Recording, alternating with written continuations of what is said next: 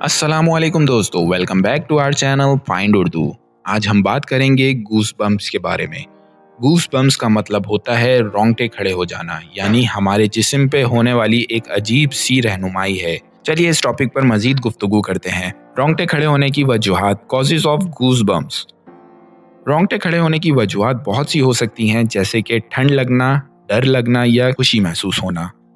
एक एग्जाम्पल के तौर पर अगर आप ठंड में बाहर जाते हैं तो आपको महसूस होगा कि आपके रोंगटे खड़े हो गए हैं। फॉर एग्जाम्पल, अगर आप बर्फ़ में हाथ डालेंगे तो आपके गूज़बम्प्स आपको महसूस होंगे।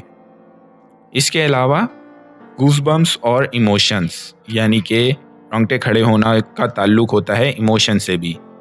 रोंगटे खड़े होना हमारे इमोशन से भी जुड़े होते हैं। कभी कभी किसी चीज़ या किसी गाने सुनने से भी हमारे गूज़बम्प्स आ जाते हैं।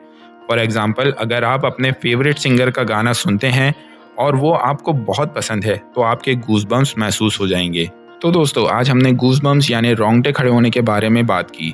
अगर आपको हमारी वीडियो पसंद आई हो तो लाइक कीजिए और दूसरों के साथ शेयर करना मत भूलिएगा। मिलते हैं अगली वीडियो में, तब तक के लिए अल्लाह हाफिज़।